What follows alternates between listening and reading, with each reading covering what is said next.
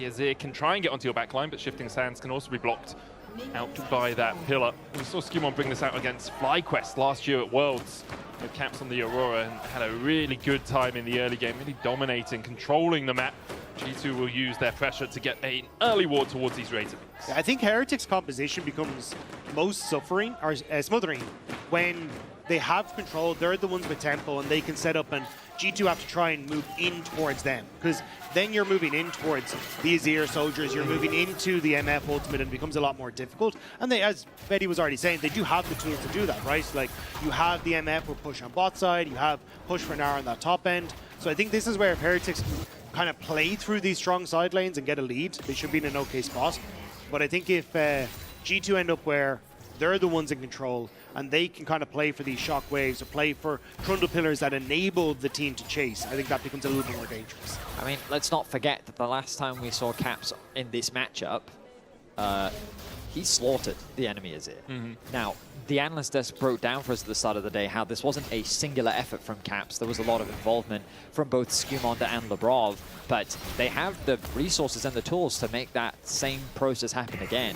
Orianna naturally wins out on these early skirmishes, and you can already see Caps trying to get in the face of Serin and trade as much as possible. But don't be surprised to see Labrov moving around the map and start helping Caps out to put even more pressure down in this middle lane. Yeah, you can see his support proximity in the regular season, 18.3% at 14 minutes. Means that his support is spending a lot of their early game, almost a fifth of it, around that mid lane. But Caps, again, even though I think on an eye test, I'd say it's been a relatively quiet regular season for him. When he's dominated, he has really dominated. Absolutely. You think of the leader game, you think of the Azir into the Orianna into Azir game. He can absolutely pop off at any moment, and so far in playoffs, he continues to impress. His rise, Realm Warps in game one, really put Heretics on the back foot. Yeah, I mean, he's second in KDA, first in kill participation, first in goal difference of 14, first in CS of 14, first in XP difference of 14. The second in damage per minute. Like, the man has just been an absolute behemoth for G2 and continues to impress. And I think that's what has kind of kept G2 together as they made their way into playoffs. Yeah, I think that the inconsistencies of G2 as a whole and their results have basically taken away from how strong of a split the Caps has had overall. And he's been super consistent, and he's definitely in form right now.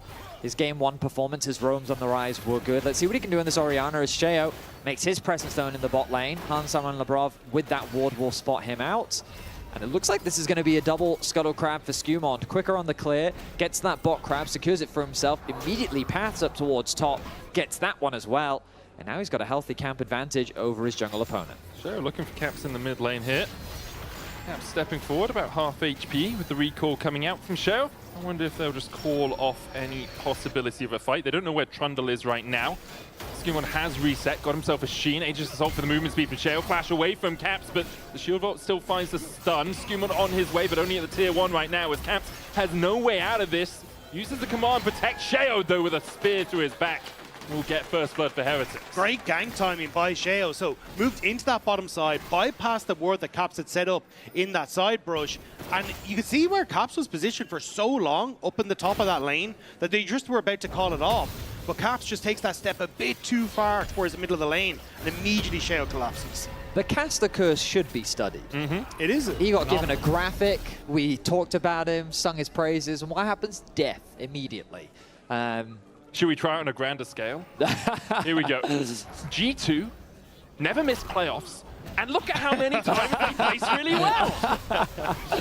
so rare that they do poorly in playoffs.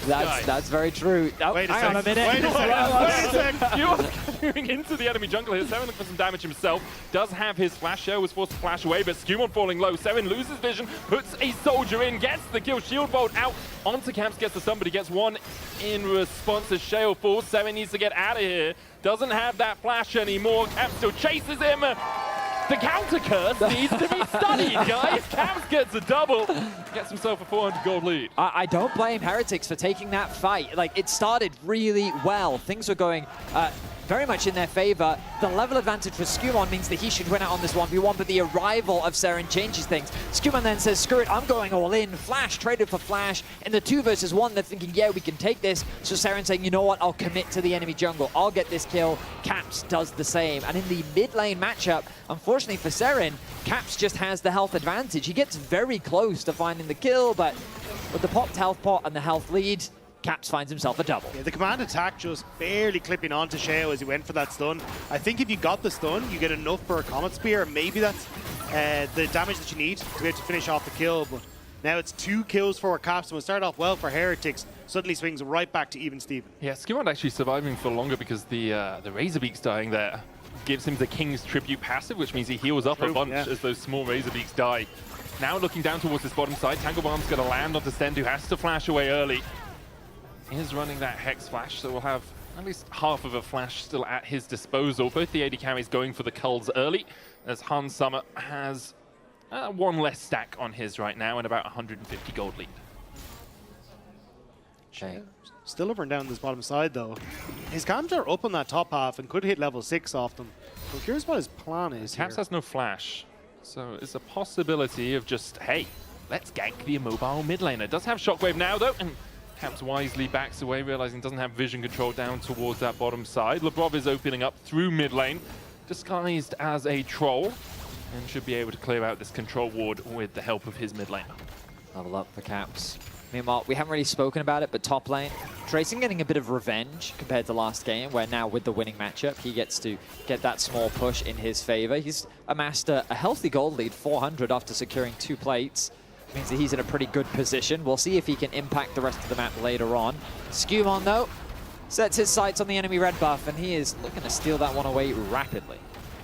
Has the smite, and Sheo doesn't have one. So even if Sheo does check into this push, which he'll do with a Comet Spear, but doesn't connect, SkewMond still able to smite away the red buff and get it. With Caps moving from mid, it would have been really hard for Sheo to take an elongated fight. Even in the 1v1 with SkewMond having the level 6, it basically makes it impossible now for Sheo to duel the Trundle.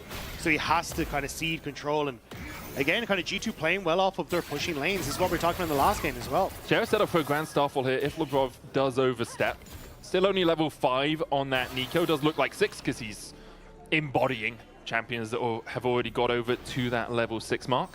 You have to be a little careful as Hans on this bottom side, though. Didn't run Cleanse, so if Pantheon ends up ulting in behind them as they push in this wave, and Ice hitting level 6, that can very quickly turn into a dead Kai'Sa. So I think that's why you can kind of see them, well, at least with the wave pushing in, but definitely being more cautious about where they're positioning themselves in this lane.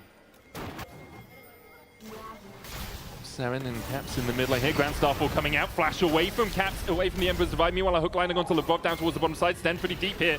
Bullet time coming out. Not going to connect too much as Labrov does fall low, but able to escape until the flash double up. Meanwhile, in the mid lane, Serin taken out by SkewMond and Caps. Action happening across the rift as G2 find a kill in mid. Heretics respond with a 2v2 kill in the bot lane. The stun was long enough to allow for Ice's bullet time to get the full duration off onto Labrov, getting him low enough to allow Ice to secure that kill. He is the man that Heretics need to get ahead. He is their carry.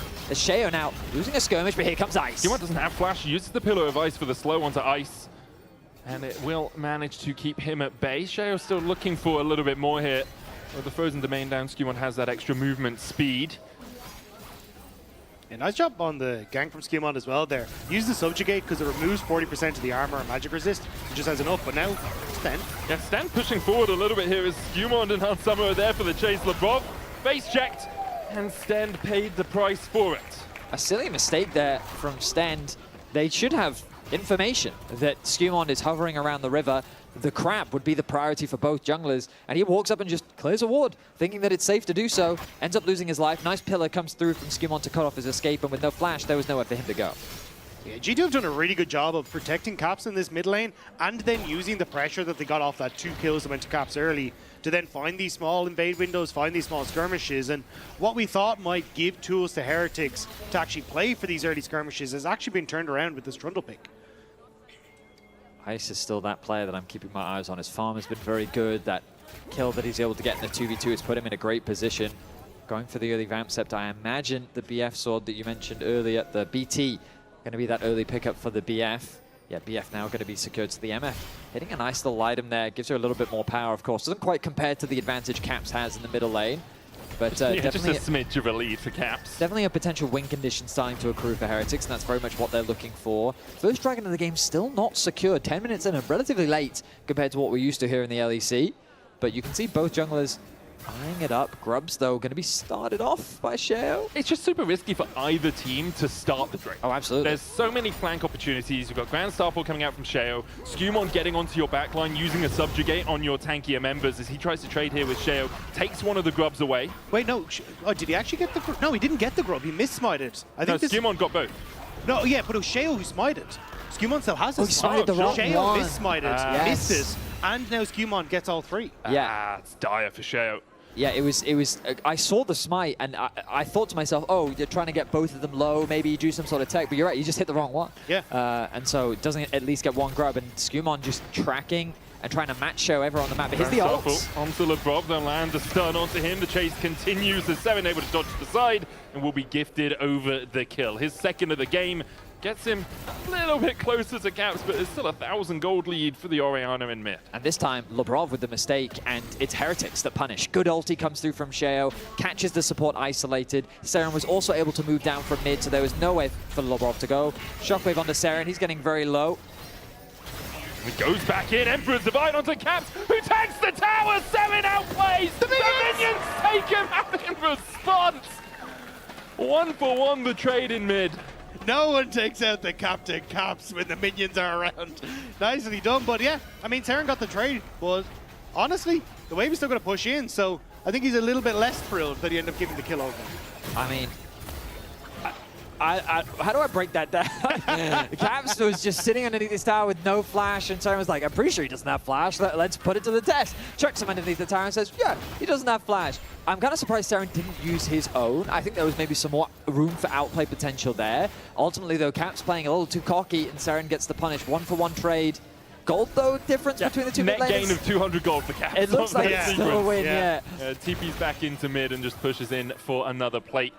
Now we'll see Heretics starting up the Drake with the push in the bot side. Sheo's going to pull it down towards this bot pixel bush because that's where they have the vision. Cap stepping across, no shockwave on him, still a quarter of the cooldown left on it. Thank you, paid chatter, very kind of you. Oh, what's going on here? Hang on a second. Caught out. Sorry. I'll PayPal you guys later. Instead, caught out the subjugate coming out. There's the pop blossom as well for the chase onto Ice, and Ice is down. Yeah, that's the problem. You can start it up, but it's so easy for either team to collapse if the other is already on that Drake. Serin coming across here doesn't have that Emperor's Divide. Sheo's just going to walk back to the relative safety of his mid lane tower. And now G2 will be the ones to start up the Drake, with Caps having that push in bot, and with Hans Summer still in mid lane. It's very hard for Heretics to react. Yeah, I mean, G2 again are just kind of moving around the map better. Managed to get the pick onto Ice, which is the perfect target, because if you come through that choke point and Ice is able to open up at the bullet time, you're having a miserable experience. But it doesn't really matter. It's now G2 getting that first dragon. Ultimately, though, I mean, Heretics is still keeping the gold close. Like, if we compare this to last game, it was already dire straits, it felt like, for Heretics. They are skirmishing well. They are doing their best to trade kills where they can. And I'm looking at that gold lead for Caps, and it's scary, but Ice is building a similar advantages. This looks like a Pantheon ult to me. BrokenBlade going all out, has the Zeke's convergence complete already. Grand Starfall in by Sheo, as you say, Eddie. And BB will fall basically just to Tracyn. That was a bit of an assist from Sheo, but Tracyn winning out the 1v1. And there's another gold lead that's just as sizable as that bottom lane. You're kind of saying these side lanes are where you can put that pressure. And for Tracyn now, first tower going to be secured for him. And hopefully that's an opportunity for Heretics to try and play a little bit more with this Gnar in a side lane and try and explore the options of taking these side lane towers a bit quicker. Yeah, I mean, I think this is a great game state overall for Heretics. Like, it's not all doom and gloom just yet. SkewMond is definitely making his presence known. He is running around the rift, doing what he can. Serin, though, trading. Ooh, Emperor's Divide not connecting, the shockwave coming out, and Labrov is here with a blooming burst. And a big old kill. And meanwhile, Sten looking for the flank. No Grand Starfall yet for Sheo, but Sten, if he can get a depth charge onto Caps, who does still have the flash, the chase can continue. There we are. Caps caught up in the depth charge. Dredgeline's going to come out next. Flashes from it. Sheo flashes forward, and the bullets rip through. Sheo takes the kill. Sten tanks the tower, and Labrov falls second. Good route onto Ice. But the third tower shot does not materialize, so Ice able to escape. I mean, Serin started the play with a bit of a blunder, but it turns into a massive win for Heretics. They find 2 kills. The Nam moves over to mid lane to catch that wave as well, so Hansama can't get much off the back of it. But it all starts with this play with Serin under the tower. Yeah, Serin tries to make the play work, knows that Caps has the flash, but even then, doesn't end up burning as he just tries to go that little bit too far and whiffs on that ultimate as Caps able to just sidestep it. But he knew that folks were on the way, so I think the idea from Serin was connect with that ultimate, hope that I can burn a flash from Caps, and then this makes this play significantly easier. But either way, still have to make it work. So Sten doesn't get the hook, but actually kind of works out because it puts him under tower. He then gets the auto attack, which puts Labrov rooted into the ultimate as well, and allows then Ice and Sheo to stank up the rest of it. Yeah, Sheo getting both the kills means that he's about 200 gold ahead. Nothing too consequential, it's a dagger in the end, but Caps with no flash and Sheo on the chase. Gonna extend that gold lead just a little bit. Good shockwave into the pillar, Sheo. Serin flashing forward, look at the Caps who has that Seekers. Serin will fall for this. SkewMond on the chase now as Sten's going to join the fray, but look at the flank position for Labrov and Hansama. Sten realizes he needs to get the hell out of there. It's a double for SkewMond, riptide out from Sten. He does escape to the tower. BrokenBlade going all out with the Zeke's convergence onto Ice, burning his flash as well. Caps managing to take one with them was not what I expected off the back of that play. Burning the Seeker's arm guard to make sure he can take one, and that's 4 deaths and 5 deaths apiece now for the mid laners on each side. That gold lead for Ice disappearing. Sheo's disappears as well. SkewMond now monstrously strong on this Trundle. Just a couple skirmishes, and just like that, it feels like the momentum has swung back the way of G2. Heretics playing with a little bit too much confidence, but we found ourselves with a bit of a bloodbath here in Game 2. Nearing 17 minutes in, we're at 18 kills. Both teams are hungry to find that advantage. Dragon in a minute and a half. Herald is alive, and it looks like a lot of players are setting their sights on the top side of the Rift. G2 been doing their research in terms of itemization as well. It's a Zeke's convergence first for BrokenBlade for the ultimate ability haste and that slowing, damaging zone around you. And Bandle Pipe second from SkewMond, knowing that if you're landing those slows, you're getting the extra movement speed and the extra attack speed for your entire team. Can work out incredibly well. SkewMond's going to start up this Rift Herald with Caps in tow. Should be an easy enough secure for G2. Still only 1,000 gold lead for them, but for Heretics, you do want to, do you want to slow this game down? You have a great skirmish comp. You kind of want to find fights where you can. I think it's not even just, they don't have a choice. At this stage, you kind of have to cross-map because there's no way you're able to get in position to try and take fights. And one of the things that we talked about was the ability to, make picks for Heretics, but actually I think they're about to make them now. Grand Shuffle coming out, Caps. Oh, stopwatches the Gnar from Tracyn. Labrov can look for the flank here. The wave pretty easy for G2 to push in. You have the shockwave and that Pot Blossom. Rift Herald down. Crystalline Overgrowth still on the tower. Rift Herald will get the charge in. Trace Seeker landing from long range from Hansama, but nothing more for G2. They'll get the charge. They don't break through the Crystalline Overgrowth. Caps gonna slow up Sheo with a command dissonance. The Pillar of Ice for the follow-up. It's Sheo. You're just a bit too deep. In the Aegis Assault saves him for a second, but the chase continues for G2. Sheo trying to run away. Another Comet Spear comes out, but Caps finds his man. Meanwhile, a TP to the bot side as Tracyn looks for BrokenBlade. Huge shield from that teleport. BrokenBlade, though, still has the flash. The plated steel Caps now as well. The hyper from Tracyn doing a lot of work all out. Pulls BB towards the Crux, gives him a shield. He's able to get away from the Gnar again. Tracyn unable to connect with the wallet either. BB just dashes away, holds onto his flash, and now Tracyn, is he going to have to flash out himself? Because the collapse is beginning from Hansama and Labrov. In the end, he just jumps across to the safety of his Azir. G2 are playing this map spectacularly. There's a ward just off by Red Brush, which spotted the fact that Ice and Sten had shifted up towards that top side of the map, which is when they pulled off with Rift Herald. As Ice walked back across the ward going towards mid lane, they just re-wrap onto the top side play, get the pick, and then end up sticking around to get the top lane tower as Heretics try and make a play on the bottom side. Heretics just feel dizzy at the moment trying to keep pace with G2. I feel like Heretics is trying so hard to force so many things. Like, this is a great example. Why are they here? Sheo's likely dead. Labrov flashing in as Hansama dives in with the Killer Instinct as well. There's the shockwave onto Ice. Sten trying to flash to safety, but G2 are on the chase. That's 2. The bot lane of Heretics already dead. Serin and Sheo need to get out as BB dashes forward. Hansama no Killer Instinct left for him, but he can still land those Void Seekers. Sheo getting chased towards the bottom side. Pillar of Ice coming out to block him against the wall. The Gromp secured. Good double knockback from BB, but all they wanted was the jungler's life. they tried so hard to contest that dragon when they were way too late to the objective. I feel like Heretics is tunneling so much or trying to fight G2 at all these neutrals, and they are just getting outplayed. They are falling into this trap over and over again, and look, like, he is too late. His team is not there. Sheo is split up. The shockwave connects onto 2. The pillar splits the team up.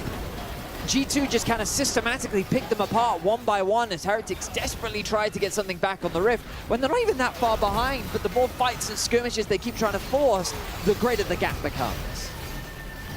Really good stuff there from Labrov, finding both Ice and Stand. Had a really good Bard game, having a good Nico game so far. If they want to play, let's play. That sums up your point, Betty. Yeah, right? I mean, pretty much. It's one of those things, I'm sure, like, in your head, sounds really cool. And then when you say it out loud, it's like, we are playing, yes. Yeah. I disagree. I thought that was a good I one. thought It you just know. sounded pretty cool, Yeah. I guess. But if you want to bully Broken, Well, no, that's because fine. whenever Yeah. I say those sorts of things, I I then see, immediately I internally see. cringe. And maybe it's I just see. the British accent. Right. If you want to play, let's play. See, just That was really cool. Yeah, you That sound like a bit was- of a villain. You know? Oh, Like, yeah. princess, if you want to play, let's play. That seemed a little... That was not. Where'd that come from? That Where was was that when from? we play Magic together. I see, Yeah. I see. Okay. Pretty princess. That's, again, brought that up again. Yeah. Unprompted, Yeah. I felt. Oh, You know, yeah, there See, was a that little- would make me cringe. Yeah, that, I that- do understand. Now I'm that, a little yeah. uncomfortable. See, Now- I yeah. get it. I get it. My internal monologue should stay internal. Yeah, a little bit. What we're Like, doing. So, G2, 4K ahead. One of you could have done this bit, by the way. No, we're going to make it as no, uncomfortable yeah, as yeah. possible, I Yeah. think, actually. Understandable. Yeah. Understandable. Now, Baron. And Chatter, do you still think Medic is handsome after that? Maybe you could vote in the Twitch chat. You know? More handsome, perhaps. All right, so G2 have set up 4-1. You can see that they've got 4 members pushing up through mid. They've left Caps isolated in a side lane with the Orianna, who has the TP. SkewMond kind of covering the Ice. support, and it's now been caught. Ice has to flash across the wall. Bullet time coming out, Oh. but there's the all-out from BB. Sinks in the Intofos and gets himself a kill. A bit isolated towards the backside, but he just dashes across the wall. And now G2 find another. Sten will fall. Tracyn building up that Meganar, but they're all hitting onto a clone. As G2 will turn their eyes towards the Baron. Heretics once again lose their bot lane. I don't really think they have a way into this fight. Do you think BB says something like, "Oh, it's bullet time"? No, it's killing time, as he took the Misfortune prize. It's like, You want to what play? happens? Let's play. Again, unprompted. I think that one was pretty prompted. By myself, but still. Baron going to be secured by G2, and I like how quick they were with it. Like, they literally just reset back onto the map. They went straight down mid lane. They don't waste any time. They see Ice's position. They're not afraid to dive the tower. They don't go too deep until they go extremely deep. And then BrokenBlade says, all right, let's play. He's able to find that kill onto Misfortune. Sten is quick to follow, and knowing that they have the numbers lead, they know they can convert this into a Baron. Heretics have yet, throughout the organization's history, been able to take a game off of G2, and based on this game, it looks like that record will not be broken. 13-0 is the current scoreline for G2 against Heretics, and they're looking to make it 14 with another dominant performance here in Game 2. That's one of the reasons you talked about it at the start of Game 1, Betty. Like, G2, when it comes to playoffs, they just tend to succeed. They just tend to do well, even if they do come in as the 7th seed. Here, Ice caught out again. No way for him to get out. And G2 can just march down mid. Like, the defense for Heretics is Serin pushing the side lane, trying to get themselves an objective bounty, trying to get a little bit of gold. But their inhibitor tower in mid will fall. 23.5 minutes in, G2 are knocking on the Nexus. I was going to say, how far are they going to take this? Because Heretics have to reset, but BB soloing out the Azir. Yeah, Serin able to dodge across the wall to the Gromp. Did use the Emperor's Divide, needs to get back, will use the Hex Gates to get closer. Tracyn knocked up with the Pillar of Ice, Sheo trying to get in there as well. TP coming out from BB as he's going to join the fight. The first Nexus Tower will fall, G2 continuing to advance. And there's the Shockwave, and immediately they kill off Tracyn. They'll dive onto Sheo underneath the tower as well, but SkewMond still really healthy with that Subjugate. Second Nexus Tower down, Ice has respawned, does have that bullet time, but the Hot Blossom will find him again. Ice goes in with a bullet time, a good Pillar of Ice to stop it, as G2 are just ripping through them. Heretics don't have a leg left to stand on, as G2 will go 2-0. 24-36.